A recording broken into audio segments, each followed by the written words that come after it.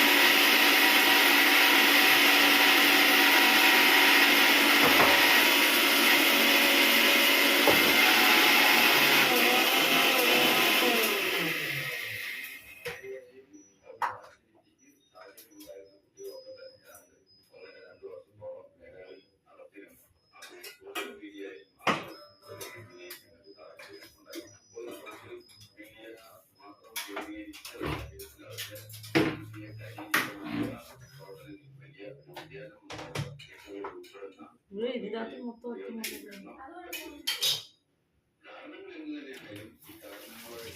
ഷപ്പില്ലായിരുന്നു.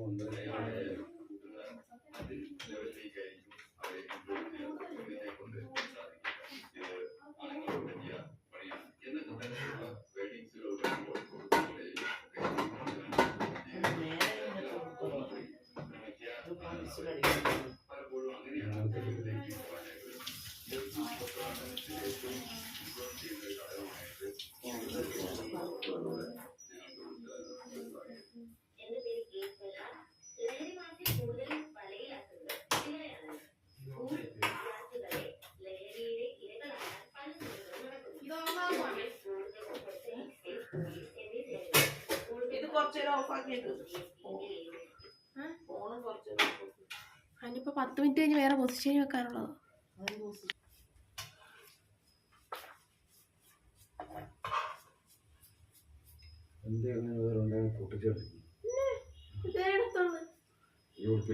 എന്താ ആണുങ്ങളല്ലേ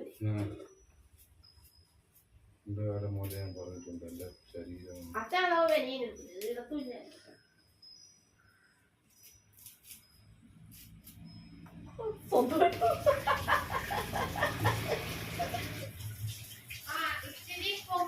അച്ഛന്റെ ദേഹം ഫുള്ള് കിട്ടുന്നൊന്നുമില്ല.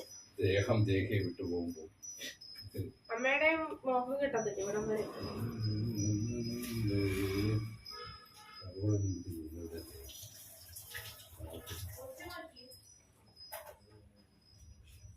ഒരാഴ്ചയായല്ലോ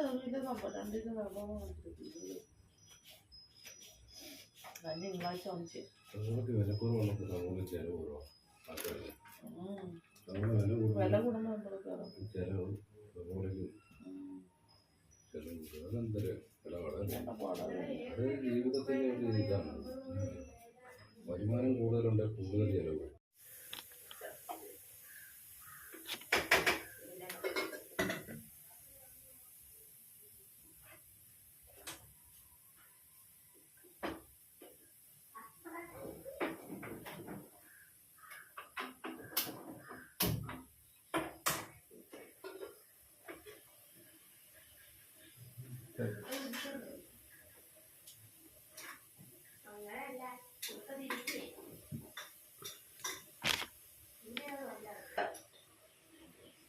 ബാലൻസ്